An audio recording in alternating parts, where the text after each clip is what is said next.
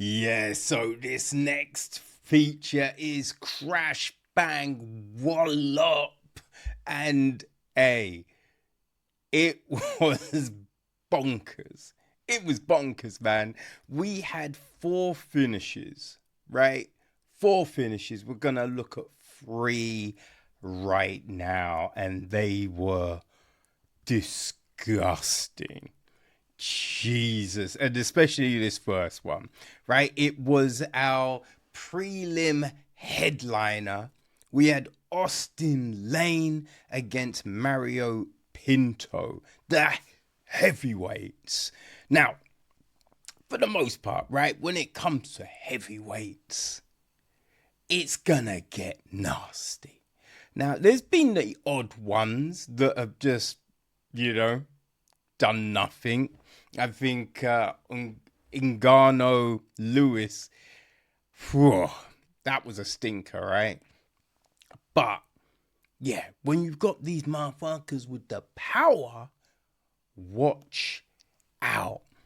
Now, what was crazy with this one, right? Because when you look at these guys, they're big.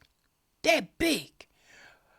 But when you saw Austen Lane next to Mário Pinto, it was just like, hold the fuck on, man. What's going on? Austen Lane looks so much bigger. You're just like, is Mário Pinto a light heavyweight? Like, it was crazy. It was so big. And Austen Lane was looking sharp. Right? Like in the last fight, in Austen Lane's last fight, he won it. But he looked kind of sluggish. In this one, he looked sharp. He was throwing that jab out. He was landing some nice shots. Right? Landing some nice shots. But Mário Pinto, very calm. Like, Dominic Cruz had, he noted it, how calm Pinto was. Wasn't shook, because this was his UFC debut, right? This was his UFC debut. He was, undefeated,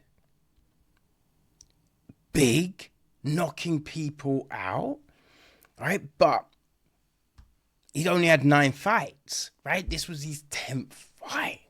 So just like, how was this gonna go, right? How was it gonna go? People, it went very well. It went very well. Now, towards the end of the first round, Pinto landed a huge, I think it's an overhand right that did stagger Lane. Right? That staggered Lane. And you're like, ooh, okay. Let's see what happens, right? But, you've got that minute break. I think it's a minute, right? In between rounds. Might be 30 seconds. No, it's a minute. Anyway, you've got a little bit of break. You've got people time to, reacclimatize themselves to reality. All right, so second round started, and hold on, I noticed down because it was a disgusting combination. Yeah, that was so. Pinto landed a left hook and then an overhand. Like the left hook stuns Lane, and then the overhand right just turned off everything. Turned off. Like, this was a knockout where you are worried. Like, now, he wasn't out for like minutes, luckily. Like, the way he went down, you thought he might be. But he wasn't out for crazy a lot of time. But he went out, and I think that you caught it on the camera, like the snoring or that kind of gargling breath, that you hear people make. It was nasty, Like the eyes were rolled back. You thought you were looking at a corpse. It was foul. Luckily, the referee was right there. So he jumped in. I think it was Mark Smith. I might be mistaken. But he jumped in so Lane didn't take any crazy shots while he was down and out. But Mário Pinto even, welcome to the goddamn UFC, son. That was bonkers.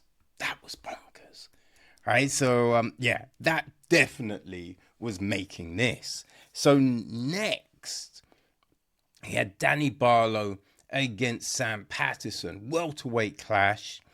And Barlow undefeated, right? Patterson had won his last two, right? After the, debut stumble. Now, the big thing coming into this fight, right? Patterson had won the last two by submission. And he was very upright in his fights. So the chin was there, and he got stumbled in the last two fights because of the upright style. So you're thinking the way Barlow can put his punches together, right? The fight IQ, the accuracy, the speed could be a problem here. Could be a problem. And it starts off, and you can clearly see Barlow did not respect Patterson's power. Didn't respect it. Because I mean, as I said, Patterson, he'd been subbing people, not necessarily knocking them out. I think he had some stoppages early in the career, but you kind of looked at him more as a sub guy, right? So Barlow didn't respect the power. Which, man, even if someone doesn't have one punch knockout power, if you get touched in the right place at the right time, it can be a problem, right? And that's what happened here. Barlow, as I said, didn't respect the power and just came in, and man, he got hit with it was a right. It was a right hand, rocked Patterson. Rocked Barlow. Patterson followed it up with another right that put as Barlow staggered back onto the fence, right? Hit him again, and he went down. And then it was a left, lights out. Sam Patterson for the win in the first round. And boy, that was a big one. It was bonkers, man. I'm sitting there watching these fights, and it's just like, whoo, jeez, pour the gasoline, baby. Co-main event, right? Cody Brundage against Julian Marquez. And this was a fight where they're both on skids, right? They're both on skids. Both of these guys needed a win, right? Both needed a win.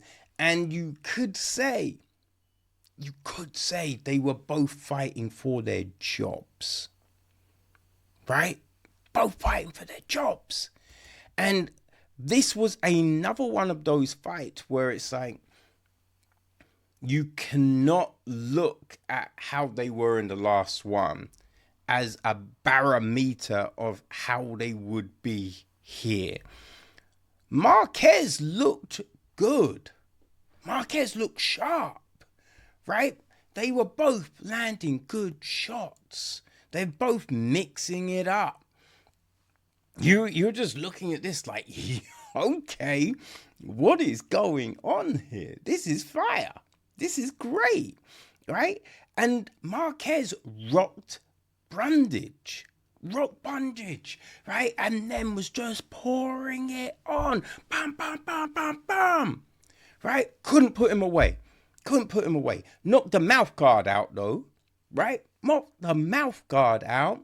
Then Brundage, you know what I mean? He lands a shot, knocks Marquez's mouth guard out. Right? So, like, both dudes ain't got mouth guards. And you're like, what the fuck is going to happen here? Right? What is going to happen? Because you're thinking Marquez is taking the fight, right? And then you're like, oh, no, okay. Could it be Brundage? I don't know, because it was so like, ooh, it was so crazy, you know? So we're looking at this and, oh man, it was hard, right? So looking at my notes, what did I write down? Oh yes, so Brundage landed an uppercut, right? He landed an uppercut, then a big left, right? Landed a big left, and then an even bigger left. Marquez is out. And the thing was, because Brundage, if I remember, he's against the fence. Marquez was coming forward, landing, and then Brundage landed the uppercut. And in the uppercut, it hit him. Marquez has gone back, left again. It's over. Marquez went down, and they'd both gone down in the fight. Like, they'd both gone down, but this, yeah, Marquez was not getting up. And you could see the relief in Brundage's face, man. You could see the relief. And afterwards, he was like, that was the last fight on his contract. So he definitely needed the win. And he definitely needed the win in style, right? But you feel if it was a boring fight, the decision, maybe he's not getting a contract. But this, I mean, that's fighting for your career, right? That's fighting to show your worth. And Cody Brundage, man, he showed when he puts it together, he can do some shit. Now, obviously, needs to work on that defense, because you do not want to be taking shots like that all the time, every fight, because you're shortening your career. Right? It's like when you used to watch Chuck Liddell, iron chin, and then it's not. Right? So if you keep on taking them kind of shots, it could be over soon. But for now, Cody Brundage looked great. Big knockout. And it looks probably new contract. But yeah, baby. Crash, bang, wallop. There you go.